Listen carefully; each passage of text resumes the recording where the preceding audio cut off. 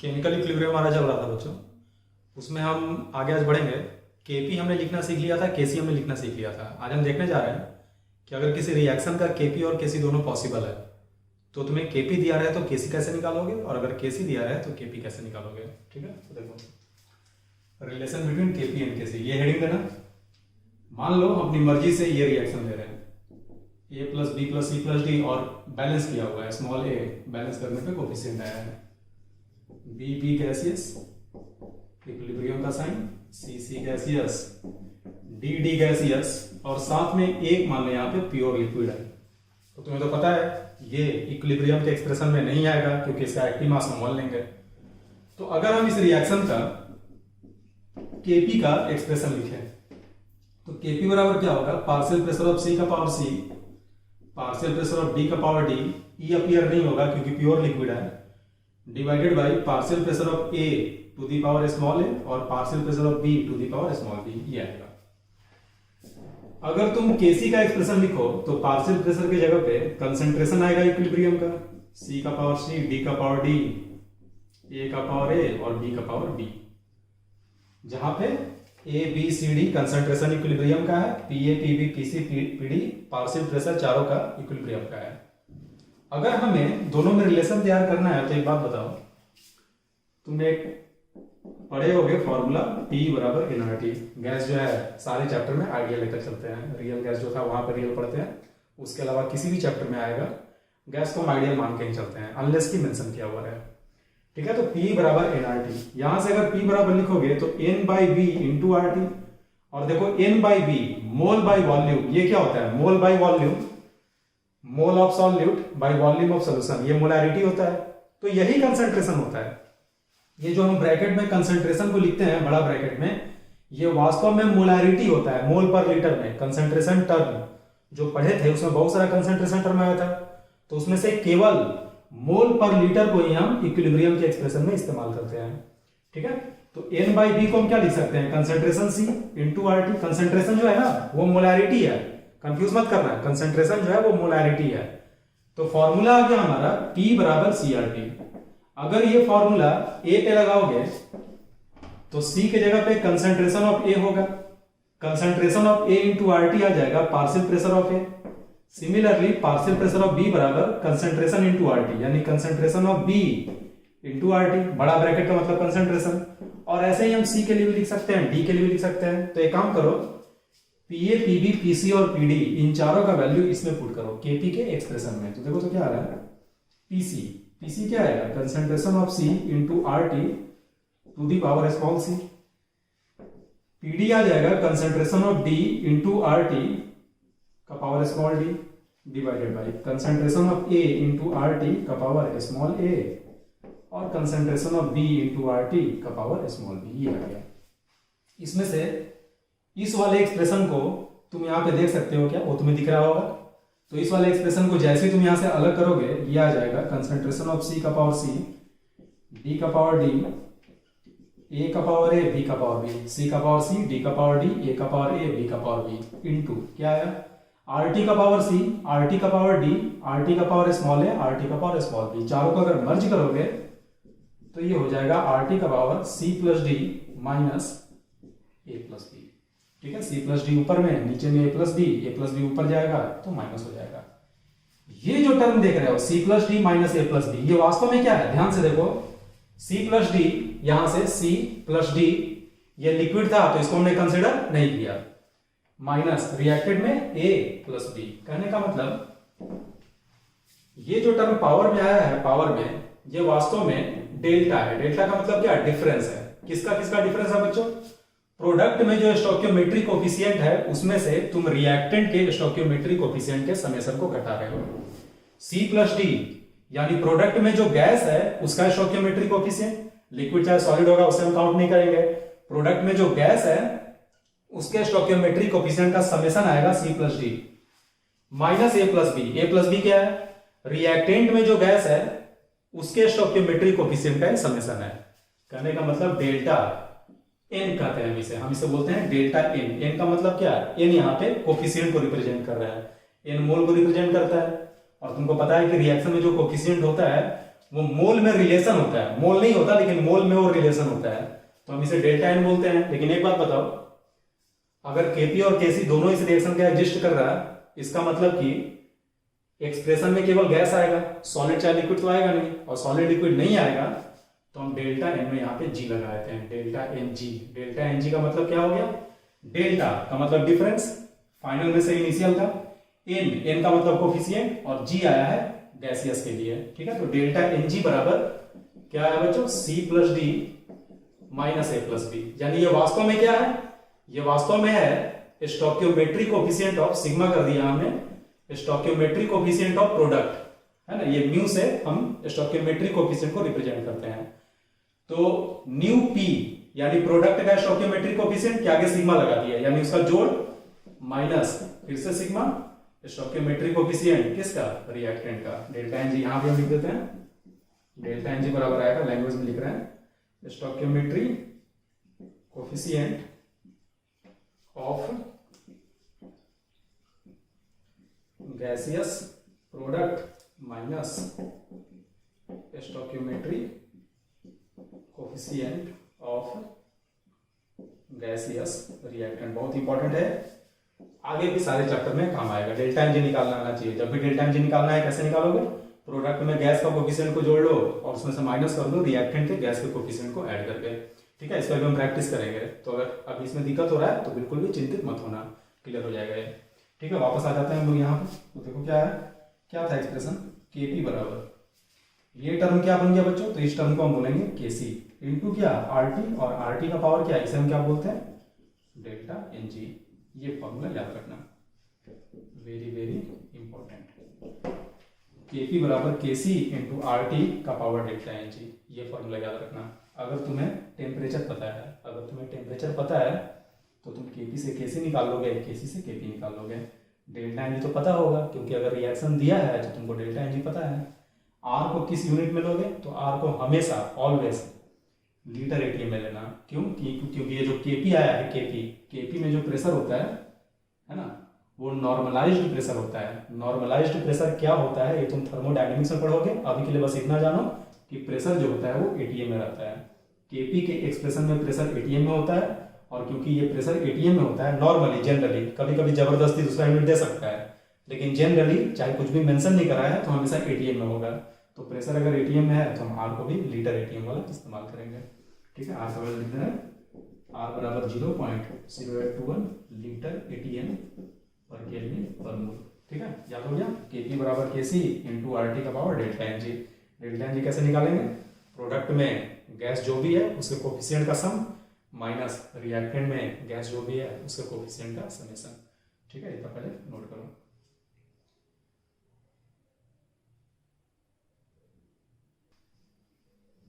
चलो बच्चों बढ़ते हैं आगे। देखो मान लो रिएक्शन हमारा ए प्लस बी बी, वही सेम है रिएक्शन। ई को नहीं लेते हैं क्योंकि वैसे भी अपीयर नहीं होगा, हम यही रिएक्शन ले रहे हैं। डेल्टा एन जी क्या आ जाएगा बच्चों, डेल्टा एन जी बराबर सी plus D minus A plus B. अब देखो केपी पे थोड़ा काम करते हैं। केपी बराबर क्या होता है, केपी ऑलवेज पार्शियल प्रेशर के टर्म में होता है। तो पार्शियल प्रेशर ऑफ सी का पावर सी, डी का पावर डी, ए का पावर ए और बी का पावर बी। लेकिन मान लो जिस कंटेनर में रिएक्शन हो रहा है उस कंटेनर का तुम्हें पार्शियल प्रेशर नहीं देके इक्विलिब्रियम पे सबका मोल दिया हुआ है, इक्विलिब्रियम का मोल दिया हुआ है, तो तुम इसको मोल में रिप्रेजेंट करोगे। तो मोल में कैसे रिप्रेजेंट करें, तो याद करो डाल्टन्स लॉ में पढ़े होगे कि पार्शियल प्रेशर बराबर होता था total pressure into mole fraction. ये हमने गैसियस स्टेट में डाल्टन्स लॉ में पढ़ा था। तो पार्शियल प्रेशर ए का क्या होगा, ए का partial pressure P A, mole fraction A का यानी X A into total pressure यानी पीटी।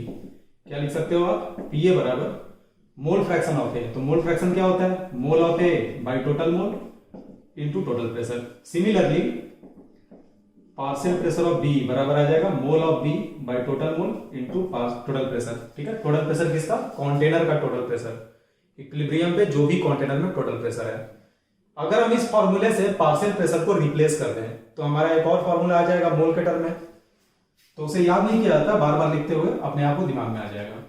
तो पीसी को हम क्या लिखें, इसी तरह से पीसी भी लिख सकते हो, यहां पे पीसी बराबर NC by NT into PT हो जाएगा। तो पीसी लिखोगे तो एक काम करो, तुम ये चीज नोटिस कर रहे होगे कि चारों के एक्सप्रेशन में PT by NT, PT by NT, PT by NT, PT by NT common है। तो अगर हम चारों को यहां पे पुट कर दें तो पीटी बाई एनटी तो चारों में आएगा, तो पीटी बाई एनटी को हम साइड कर ले रहे हैं, एक स्टेप हम यहां पे बचा रहे हैं। तो पीटी बाई एनटी को साइड करोगे तो पीए वाले में एनए बचेगा, पीबी में एनबी, पीसी में एनसी और पीडी में एनडी। यानी हम लिखेंगे एनसी का पावर सी, एनडी का पावर डी, एनए का पावर ए और एनबी का पावर बी इंटू क्या साइड हो गया, साइड हो गया पीटी बाई एनटी का पावर क्या आएगा बच्चों, सी प्लस डी बटा में ए प्लस बी आएगा, ऊपर जाएगा माइनस, यानी हम डायरेक्ट लिख रहे हैं डेल्टा एनजी।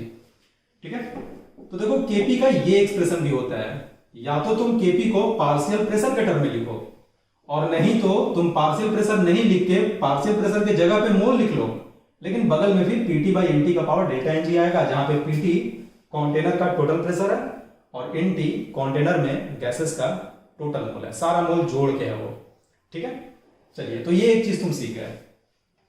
अब इसी तरह से हम केसी को लिखते हैं, केसी को भी मोल में लिखने का प्रयत्न करते हैं। तो केसी बराबर क्या होता है, कंसेंट्रेशन ऑफ सी का power C, concentration of D का पावर डी, ए का पावर ए और बी का पावर बी होता है। ये सारा कुछ खुद से भी लिखकर लाने का प्रयास करोगे, तभी तुम लोगों के दिमाग में अच्छे से घुसेगा। और ये सबका सब जो तुम देख रहे हो ये पढ़ाने की चीज नहीं है, ये तो तुमको आता ही है, पार्शियल प्रेशर आता ही है, तो इसको इस फॉर्म में लिखना एक्सपेक्टेड है कि तुम लिख लोगे। फिर भी हम क्लास में करा रहे हैं ताकि तुम इसमें कंफर्टेबल हो जाओ। और जब न्यूमेरिकल आएगा तो अगर ये सब कुछ दिमाग में रहेगा तो न्यूमेरिकल को अटेम्प्ट करना आपके लिए आसान हो जाएगा। ठीक है, तो केसी बराबर हमारा ये फॉर्मूला है। तो केसी को अगर मोल में चेंज करना है तो कंसेंट्रेशन क्या होता है, कंसेंट्रेशन बराबर मोल बटा वॉल्यूम। अगर हम कंसेंट्रेशन लिखें तो कंसेंट्रेशन ऑफ सी बराबर mole of C by total volume आ जाएगा। कंसेंट्रेशन यानी मोलैरिटी, मोलैरिटी बराबर मोल बटा वॉल्यूम।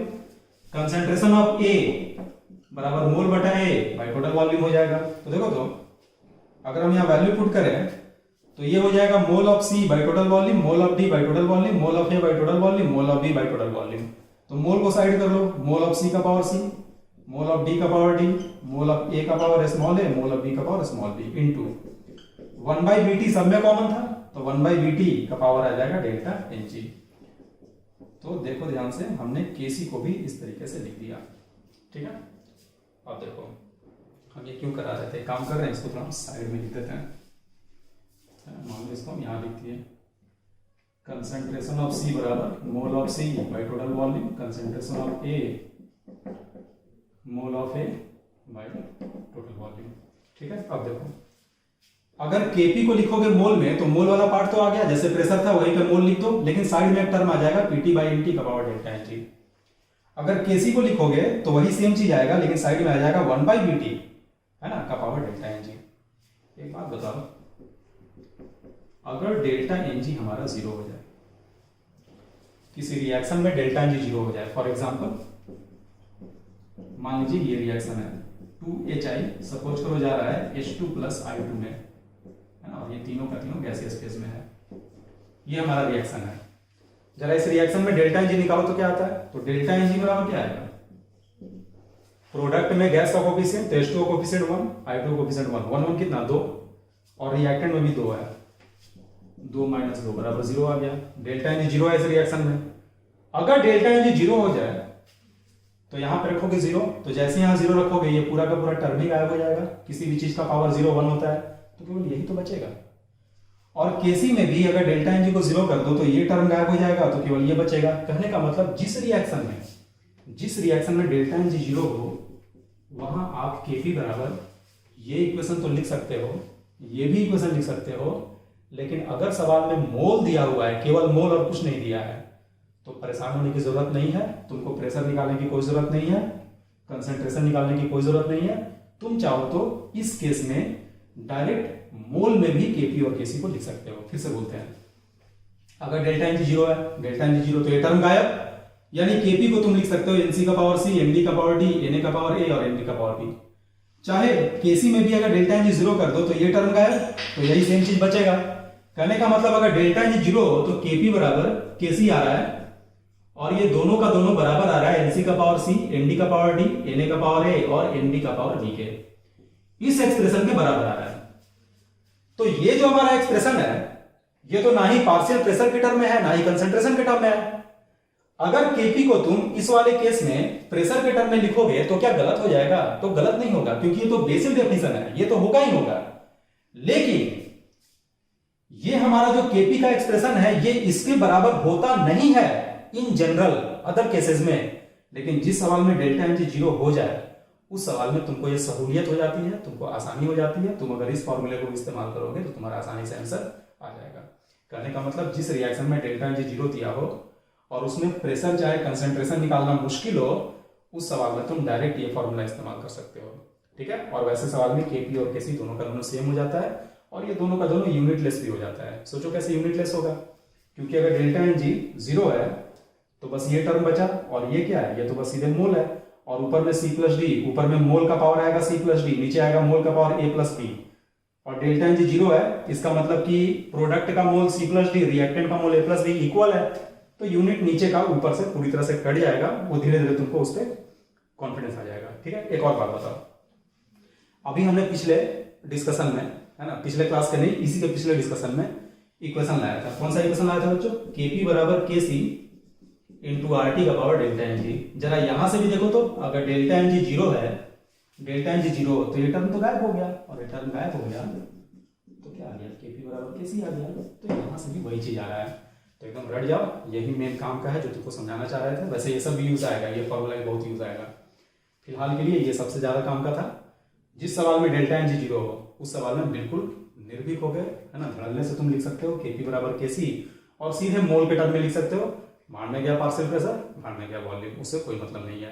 सीधे तुम डायरेक्ट मोल में एक्सप्रेशन लिखो सवाल में, और ये मोल कब का है? गलती मत करना, ये मोल इनिशियल नहीं है, ये मोल फाइनल नहीं है, ये मोल किसी भी रैंडम टाइम का नहीं है, ये मोल ऑलवेज ऑलवेज और ऑलवेज इक्विलिब्रियम का मोल है। इक्विलिब्रियम पे एबीसीडी का जितना मोल होगा। तो इक्विलिब्रियम का मोल कैसे निकलेगा? क्या सवाल में इक्विलिब्रियम का मोल दिया रहेगा या इनिशियल दिया रहेगा? क्या इनिशियल नहीं देके किसी भी टाइम का दे सकता है? तो जितना भी हम बोले सबका आंसर है हाँ। ठीक है, सबका आंसर है यस। कौन सा सवाल होगा ये इस बात पे डिपेंड करेगा कि हम कौन से टॉपिक को पढ़ रहे हैं। ठीक है, तो हर तरह का सवाल पॉसिबल है। इनिशियल मोल देगा तो तुमको इस्तेमाल, तुम उसको यहाँ पे इस्तेमाल नहीं कर सकते हो। कभी कभी इक्विलिब्रियम का मोल दे देगा और किसी एक को छोड़ देगा, वैसे में तुमको केपी चाहे केसी दे देगा। तो सवाल का वैरायटी तो हम बाद में देखेंगे, अभी हम थियरी पे कमांड कर रहे हैं। तो क्या सीखा हमने? दो चीज, केपी बराबर के सी, आर टी का पावर डेल्टा एन जी।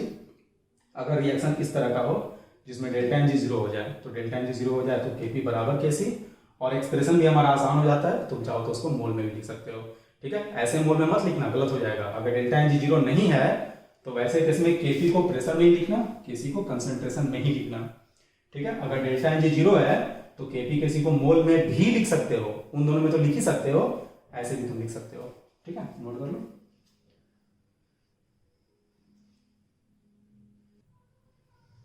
चलो बच्चों बढ़ते हैं आगे।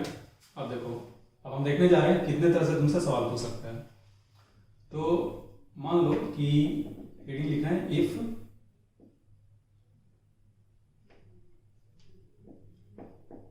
Concentration of partial pressure of equilibrium is given. सवाल में जो दिया हुआ है आपको वो इक्विलिब्रियम का ही दिया हुआ है, तो ऐसा सवाल सबसे आसान होता है। क्यों? चलो मान लो रिएक्शन वही हमारा है, डायरेक्ट हम लिख रहे हैं। केसी बराबर क्या आएगा? कंसंट्रेशन ऑफ सी का power C, concentration of D का पावर डी, ए का पावर ए और बी का पावर बी। तो ये चारों तो इक्विलिब्रियम का ही होता है ना। तो ऐसे सवाल में तुम्हें करेगा क्या कि तुमको डेटा दे देगा इक्विलिब्रियम का ही, यानी कि मान लो इन चारों में से कोई 3 दे दिया और साथ में तुमको केसी भी दे दिया, तो सीधे वैल्यू पुट करके चौथा निकाल लो। तो इसमें कुछ नहीं करना पड़ता, सीधे वैल्यू पुट करना होता है। अगर कंसंट्रेशन नहीं दिया तो तुमको मोल दे देगा, तो मोल में अगर लिखोगे तो क्या लिखोगे? एनसी का पावर सी, एनडी का पावर डी, एनए का पावर ए, एनबी का पावर बी इंटू 1/BT का power C plus D minus A plus B. कैसे?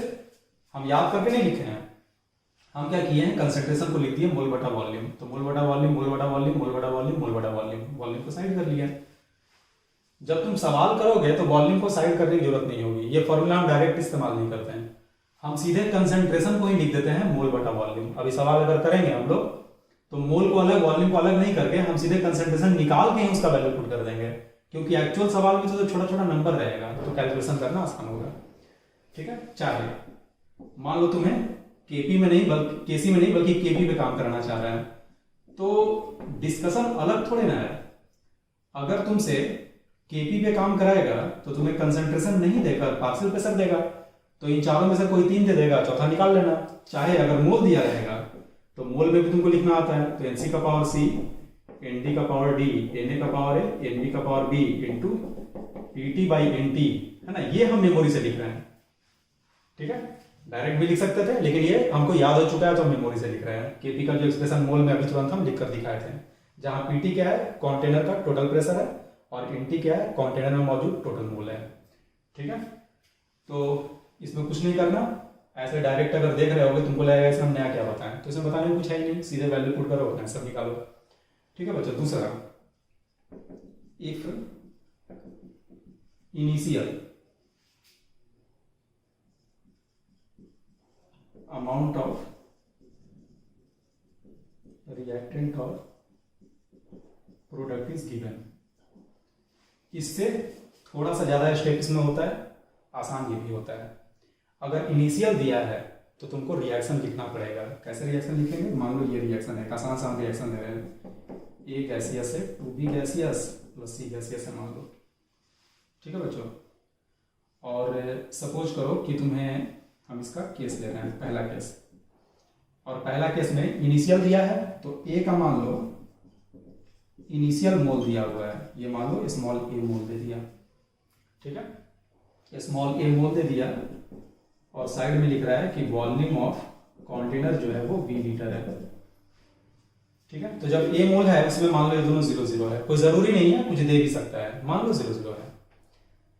तो जब हम केसी का एक्सप्रेशन लिखेंगे, केसी बराबर, तो केसी बराबर यहां से क्या लिखोगे, देखो तो इस रिएक्शन से कंसंट्रेशन ऑफ बी का स्क्वायर, कंसंट्रेशन ऑफ बी का square into concentration of C divided by concentration of A.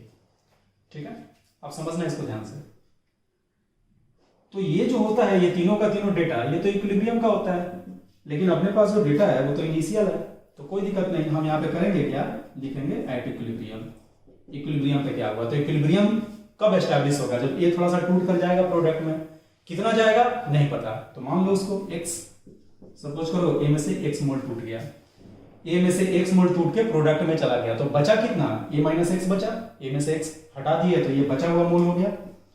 Container में इक्विलिब्रियम पे a का a माइनस एक्स मोल होगा बचा हुआ, जो x गया वो b को बनाएगा, तो b का कोफिशिएंट कितना है 2, तो याद करो स्टोइकियोमेट्री कैसे निकालते थे, इसका कोफिशिएंट 2 डिवाइडेड बाय इसका कोफिशिएंट 1, 2/1 इनटू x, यानी कितना 2x मोल, और इसका कोफिशिएंट 1 है, इसका भी कोफिशिएंट 1 है, तो ये आ जाएगा x मोल। सवाल में तुम्हें केसी दे देगा और तुमसे पूछेगा कि इक्विलिब्रियम पे तीनों का अमाउंट बताओ, चाहे डिग्री ऑफ डिसोसिएशन बताओ। डिग्री ऑफ डिसोसिएशन याद होगा, डिग्री ऑफ डिसोसिएशन ऑफ ए क्या होता था, बता चुके हैं, अगर नहीं याद है तो याद रखना क्या बताए थे, 1 मोल में से जितना टूटे उसी को बोलते हैं डिग्री ऑफ डिसोसिएशन। तो ए मोल में से कितना टूटा x, तो 1 मोल में से कितना टूटेगा x बाई ए, तो अगर x निकल जाए तो हमारा डिग्री ऑफ डिसोसिएशन भी निकल जाएगा। डिग्री ऑफ डिसोसिएशन को अल्फा से हम रिप्रेजेंट करते थे। ठीक है, चलो अभी इधर आ जाओ, फिर से एक बार बताते हैं। वॉल्यूम दिया हुआ है आपको, इनिशियल मोल दिया हुआ था, केसी दिया हुआ है, आपसे पूछ रहा है कि इक्विलिब्रियम पे तीनों का कितना कितना मोल होगा, तो हमने लिखा इक्विलिब्रियम पे x टूट गया, जब ये x टूटा तो प्रोडक्ट बना 2x और x। डिग्री ऑफ डिसोसिएशन अगर पूछता तो हम लिखते x बाई ए, ठीक है, डिसोसिएशन बाई इनिशियल मोल। अगर परसेंटेज डिसोसिएशन पूछता तो इसमें 100 से गुना कर देते हैं, a में से x टूटा तो 100 में से कितना, तो x बाई ए गुना 100। खैर हमारा काम यहाँ पे होना है। अब देखो इसके बाद इधर से हम लिख रहे हैं, ये इसका नहीं है, केसी बराबर, और वैल्यू पुट किया जाए तो बहुत सारा बच्चा गलती क्या करेगा कि b के जगह पे रख देगा 2x, c के जगह पे x और a के जगह पे a माइनस एक्स। गलत हो गया वहीं पे, क्यों, क्योंकि ये कंसंट्रेशन है और ये मोल है, दोनों सेम चीज नहीं है। तुम लिख सकते थे, लेकिन कब, जब डेल्टा एन जी 0 होता है। इसमें डेल्टा एन जी 0 है क्या, 2 और 1 3, 3 में से 1 गया 2, डेल्टा एन जी 0 नहीं है, तो तुम यहाँ मोल में नहीं लिख सकते, कंसंट्रेशन में ही लिखना होगा। तो लिखा जाए कंसंट्रेशन ऑफ बी, क्या लिखोगे, mole of B 2x divided by volume, volume दिया हुआ है 20 लीटर, का स्क्वायर, ठीक है, इनटू कंसंट्रेशन ऑफ सी आ जाएगा x by B divided by concentration of A, तो a minus X divided by B, ये आ गया। अब इसमें तुमको Kc पता है, b पता है ना, तो इसको सॉल्व करके आप x निकाल लोगे, ये भी हमको पता है, तो x निकल गया, सवाल हमारा ब्रेक कर गया। और क्या करेगा बच्चों, कभी कभी तुमको इक्विलिब्रियम का मोल दे देगा, ये तीनों दे देगा तुमको, और Kc दे देगा और बोलेगा वॉल्यूम कितना है ये बताओ, तो हमें Kc पता है, इक्विलिब्रियम का मोल पता है, तो वॉल्यूम निकल जाएगा आराम से, है ना। तो इसी में तुमको घुमाता रहेगा। तो ये तो हो गई Kc की बात। अगर Kc नहीं देके Kp में काम कराता है तो भी कोई दिक्कत नहीं है, Kp में भी हम काम कर लेते हैं, है ना। लेकिन उससे पहले एक बात बताते हैं, देखो इसी को लिखने का एक और तरीका है, और ठीक है, फिर से हम लिख रहे हैं A gaseous, 2B gaseous plus C gaseous. तरीका क्या है कि तुम मोल में काम नहीं करके कंसंट्रेशन में ही काम कर लो, लेकिन कंसंट्रेशन में तब काम करना जब वॉल्यूम कांस्टेंट हो, मिक्सिंग नहीं कर रहा हो। अगर दो सॉल्यूशन को मिक्स करेगा तो वॉल्यूम चेंज कर जाएगा, वॉल्यूम चेंज कर जाएगा तो कंसंट्रेशन चेंज करेगा। लेकिन अगर मिक्सिंग नहीं है, कंटेनर का वॉल्यूम V दिया हुआ है और शुरुआत का मोल A दिया हुआ है, तो A को V से अगर भाग दे दो तो इनिशियल कंसंट्रेशन आ जाएगा। तो मान लो इनिशियल कंसंट्रेशन हमारा आ गया A बाई बी, और इसमें हमने मान लिया C मोलैरिटी, उसमें कितना था 0 0। इक्विलिब्रियम पे क्या होगा, C में से हमने X तोड़ा, अब ये X मोल नहीं है, ये वाला X और ये वाला X सेम नहीं है, ये मोलैरिटी है और वो मोल है, ठीक है। तो C में से X मोलर टूट गया, तो इतना बचा, ये कितना आएगा 2x और ये आएगा x। अब तो किसमें फायदा क्या हुआ, हमने जब शुरू में ही मोलैरिटी निकाल लिया तो हमको दोबारा वॉल्यूम से डिवाइड करने की जरूरत नहीं है ना। Kc बराबर हम सीधे लिखेंगे 2x का square into x divided by c minus x। यहां से आप x निकाल लो, है ना, और x निकलते ही तीनों का तीनों निकल गया। डिग्री ऑफ डिसोसिएशन पूछेगा ये का, तो x बटा c कर देंगे हम, ठीक है। और ये वाला x, फिर से बोल रहे हैं, ये वाला x टूटा हुआ कंसंट्रेशन है और ये वाला x टूटा हुआ मोल है।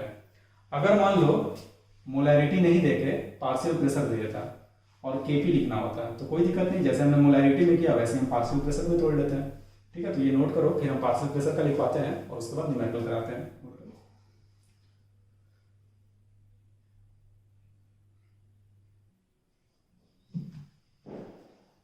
देखो बच्चों, अगर हम Kp की बात करें, A गैसियस, 2B गैसियस जोड़ C गैसियस।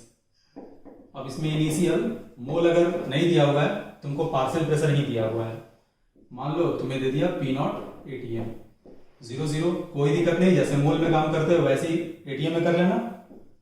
P0 में से x टूटा तो ये आ गया 2x और ये आ गया x, ATM, ये x टूटा हुआ प्रेशर है, अब ये मोल नहीं है। अगर यहाँ पे आपसे पूछेगा डिग्री ऑफ डिसोसिएशन A का बताइए अल्फा, तो P0 में से x टूटा तो 1 में से कितना, तो आप लिखोगे x बटा P0, इससे निकलेगा। अगर हम यहाँ Kp लिखे, Kp बराबर तो आ जाएगा 2x का square into x divided by P0 minus x। Kp दिया हुआ है, P0 दिया हुआ है, x के लिए सॉल्व कर लो, जैसे x के लिए सॉल्व करेंगे हमारा सवाल ब्रेक कर जाएगा, ठीक है। चाहे तुमको कुछ डेटा दे देगा और उससे कुछ पूछेगा, कहने का मतलब तुम लोग एक्सप्रेशन अगर लिखना आ गया तो तुम्हारा काम हो जाएगा। अगर मान लो Kp दिया है और इनिशियल मोल दे दिया, तो वो एक अलग से टॉपिक होता है, वो इसका अगला स्टेप है, वो इससे थोड़ा कॉम्प्लेक्स होता है, इससे ज्यादा मजेदार होता है, ठीक है। तो इसको नोट करो, फिर हम लोग इसका देखते हैं न्यूमेरिकल।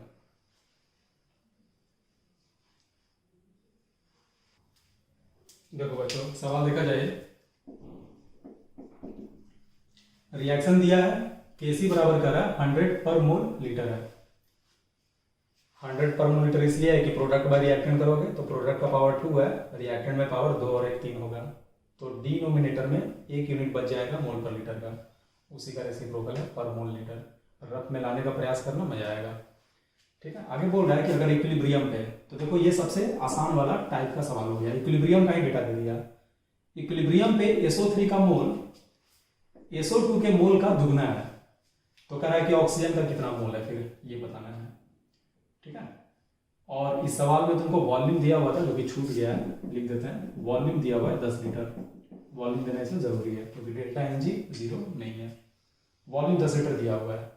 तो कैसे करेंगे, Kc बराबर क्या करेंगे बच्चों, कंसंट्रेशन ऑफ SO3 का स्क्वायर डिवाइडेड बाई SO2 का square into concentration of O2।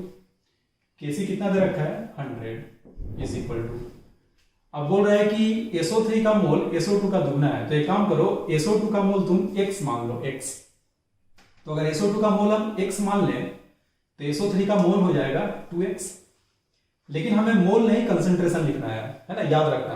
तो मोल को वॉल्यूम से डिवाइड करना होगा, तो x को हमने डिवाइड कर दिया 10 से, और SO2 का स्क्वायर है तो यहाँ पे लगा दिया हमने स्क्वायर। उसी प्रकार से SO3 का मोल हो गया 2x, और इसे भी वॉल्यूम से डिवाइड किया कंसंट्रेशन निकालने के लिए, और इसका भी पावर 2 है, इनटू बचा कौन, ऑक्सीजन बचा।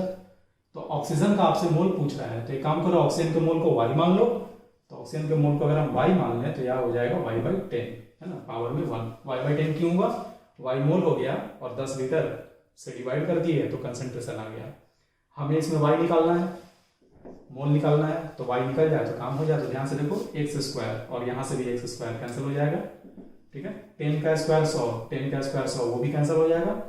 तो x का स्क्वायर कैंसिल हो गया, 10 का स्क्वायर भी कैंसिल हो गया, बचा 2। तो 2 का स्क्वायर कितना, 4, और ये नीचे का जो 10 है वो ऊपर चला गया, तो ये 40 हो गया, 40/y। और यहाँ से अगर y निकालोगे तो y इधर गया, 100 उधर गया, तो ये हो जाएगा 40/100, यानी कि 0.4 मोल आ गया, ठीक है। कैलकुलेशन चेक कर लेना, है ना, कोई गलती नहीं होना चाहिए, ठीक है। अगला पढ़ो। अगले में क्या रहा बच्चों, ये रिएक्शन दिया 3a + b = 2c। रिएक्शन को पढ़ते ही एक बार ये दिमाग में डेल्टा एन जी जरूर निकाल लेना। तो डेल्टा एन जी कितना है, इधर 2, इधर 3, 1, 4, 0 नहीं है, 0 नहीं है। हम थोड़ा सा दुखी हो गए, क्योंकि अगर 0 आ जाता तो सवाल बहुत आसान हो जाता है, ठीक है। खैर कोई बात नहीं। तो ये रिएक्शन दिया है, सवाल ऐसे भी आसान है। Kc = 9 दे दिया, करा what must be the volume of flask. देखो इसमें वॉल्यूम पूछ रहा है। If a mixture of 2 mole each of A, B and C exist at equilibrium. तो ये भी आसान सवाल हो गया, इक्विलिब्रियम का डेटा दे दिया। Kc लिख लो, Kc बराबर क्या है, कंसंट्रेशन ऑफ C का square A⁻³ into concentration of B। Kc दिया हुआ है 9, देख रहे हो यहाँ पे यूनिट यहाँ पे मेंशन ही नहीं किया, जबकि यूनिट होना चाहिए। तो चिंता मत करना, यूनिट कभी कभी नहीं भी होता है ना। जब नॉर्मलाइज कंसंट्रेशन इस्तेमाल होता है, जो कि ट्रू इक्विलिब्रियम कांस्टेंट होता है, तब यूनिट नहीं आता है। तो अभी ये सारी बातें तुमको एलियन टाइप लग रही होंगी। थर्मोडायनेमिक्स में इसके बारे में हम लोग को डिटेल आइडिया लगता है कि कब यूनिट होता है, कब यूनिट नहीं होता है, ठीक है। तो अभी के लिए जैसा सवाल उसके हिसाब से हम आगे बढ़ जाएंगे, ठीक है। 9 बराबर C का स्क्वायर, तो C का मोल, A का मोल, B का मोल, तीनों का मोल 2 है, तो C का स्क्वायर, C का मोल लिखो 2 डिवाइडेड बाई, क्या लिखा बच्चों, डिवाइडेड बाई कंसंट्रेशन। तो मोल बटा वॉल्यूम, तो यहाँ लिख दिया हमने वॉल्यूम V और इसका स्क्वायर, और यही V हमें निकालना है। A का क्यूब 2/v⁻³ और B जो है इसे भी क्या लिखोगे, 2/v। अब देखो ध्यान से, v² ऊपर में है, नीचे में v⁻³ और एक v, यानी v⁻⁴। तो हम इसको लिख सकते हैं 9 = चाहे इसी को पहले लिख देते हैं, = 2 का स्क्वायर कितना, 4, 2⁻³ यानी 8 × 2 इंटू v² डिनोमिनेटर में, और ये v⁻⁴ चला जाएगा ऊपर, यानी बचेगा v का स्क्वायर, ठीक है। बस यहाँ से निकल गया, 2 से 4 कटा 2 बार में, और उस 2 से ये वाला 8 कट गया 4 बार में, ठीक है, सही है। तो ये हो जाएगा v²/4 = 9। तो v बराबर आ गया 9 × 4 का रूट, यानी 3 × 2 = 6 मीटर। हो गया बच्चों, नोट कर लो।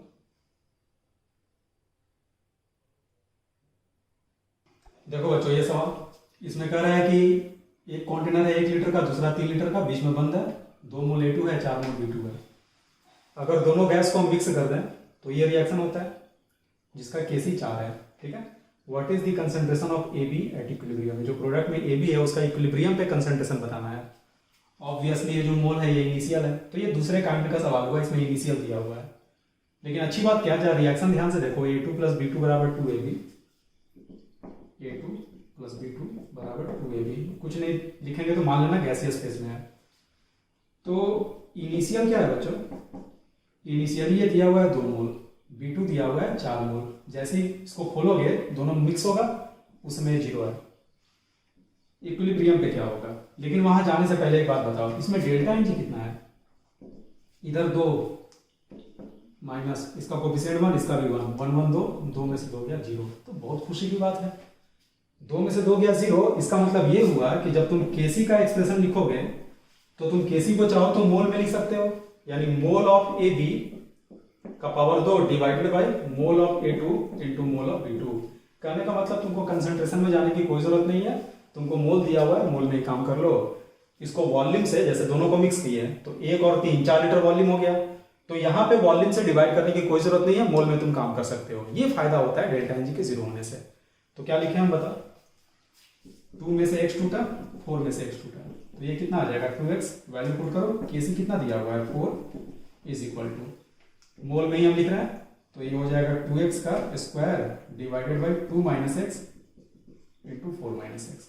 अब देखो बच्चों, यहाँ पे कुछ नहीं किया जा सकता है, यहाँ तुमको क्वाड्रेटिक सॉल्व करना ही पड़ेगा। वैसे क्वाड्रेटिक सॉल्व करना टफ नहीं है, तुम सॉल्व करोगे तो आराम से सॉल्व हो जाएगा, हम करेंगे नहीं।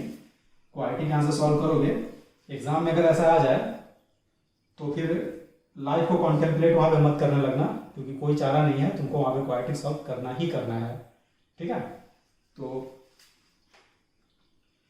मान लो यहाँ से तुमने x निकाल लिया, ठीक है, x निकल गया। अब देखो तो क्या पूछ रहा है, हमें कह रहा है कंसंट्रेशन ऑफ AB बताइए। अब लोग करते क्या है कि जैसे ये x आया तो AB है 2x, तो तुम तुरंत लिखोगे 2x, पहला ऑप्शन देखोगे, टिक मारोगे, आगे बढ़ जाओगे, तुम्हारा वहीं पे गलत हो गया, नेगेटिव मार्किंग हो गया सही आने के बावजूद। सॉल्व करके x निकाल लिया, AB है 2x, ऑप्शन में देखे कहाँ पे 2x है, मान लो x का वैल्यू 5 आया, आएगा नहीं लेकिन मान लो x का वैल्यू 5 आया, तो तुम देखोगे 5 गुना 2 10, पहला ऑप्शन 10 है, टिक मार के आगे बढ़ गया, गलत हो गया। क्यों? क्योंकि आपसे कंसंट्रेशन पूछ रहा है, मोल नहीं पूछ रहा है।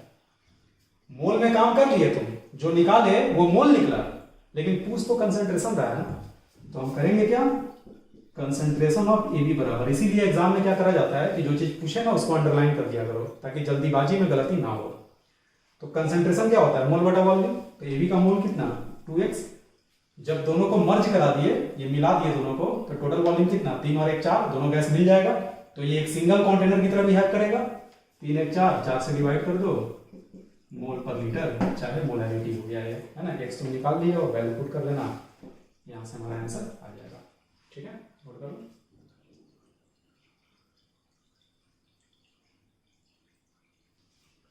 चलो बच्चों देखो, तो पहले में कह रहा है N2 प्लस O2 बराबर 2NO, नहीं मेंशन किया, गैसी है, तीनों का तीनों गैसी होता है। डेल्टा एनर्जी जीरो, अच्छी बात है, केसी दिया हुआ है। आगे बोल रहा है कि अगर इनिशियल कंसंट्रेशन N2 और O2 का 1.4 मोलर है, मोलर में, तो कंसंट्रेशन तुमको इनिशियल दे दिया, तो बोल रहा है कि कंसंट्रेशन इन तीनों का इक्विलिब्रियम पे क्या होगा। ठीक है, तो इसमें इनिशियल दे के इक्विलिब्रियम का पूछ रहा है, सेकंड टाइप वाला सवाल। क्या करेंगे, रिएक्शन लिख दो पहले तो, N2 प्लस O2 बराबर 2NO, और इनिशियल कितना है, तो इनिशियली हमको कंसंट्रेशन ही दे दिया। तो देखो बच्चों, यहाँ डेल्टा एनर्जी जीरो है, लेकिन हमें अगर कंसंट्रेशन दे दिया तो झूठ मूठ का मोल में क्यों जाएंगे। मोल में हम कर सकते हैं, इसका मतलब ये थोड़े कंसंट्रेशन का नहीं कर सकते, कंसंट्रेशन का तो आराम से कर सकते हैं, वही तो डेफिनेशन था। तो इसको कंसंट्रेशन में ही करना आसान है, फिर इसमें हम मोल के चक्कर में नहीं पड़ेंगे, जस्ट बिकॉज की डेल्टा एनर्जी जीरो है। तो ये 1.4, ये भी है 1.4, ये जीरो, इक्विलिब्रियम पे 1.4 माइनस एक्स, इसमें से भी x टूटेगा और ये बनेगा 2x।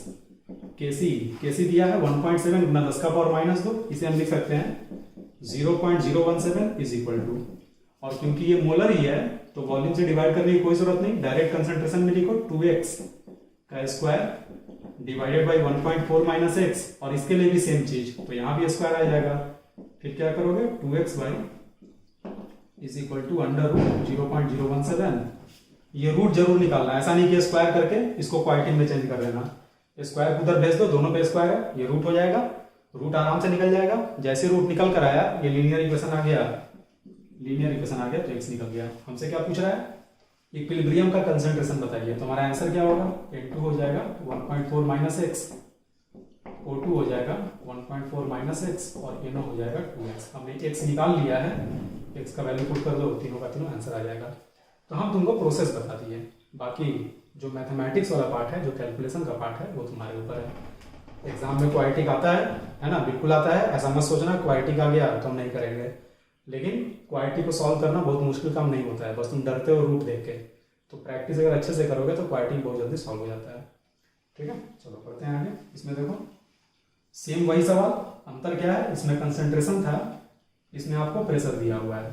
ठीक है, ये रिएक्शन है, और यहाँ लिखते हैं reaction ClF3 is equal to ClF plus F2।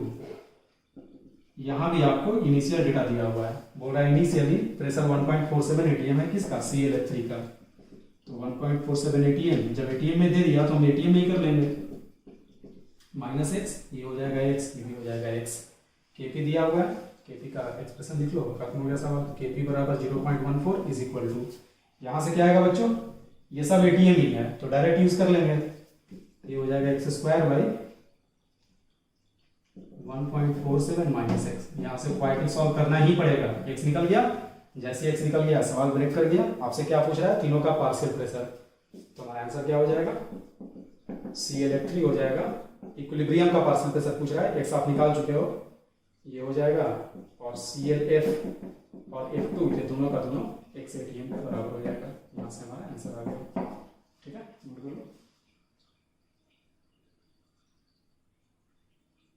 तो बच्चों आज की क्लास यही हमारी खत्म होती है। तीसरा और सबसे इंपॉर्टेंट केस हम लोग देखेंगे अगले क्लास में, ठीक है, तो मिलते हैं हम लोग क्लास में।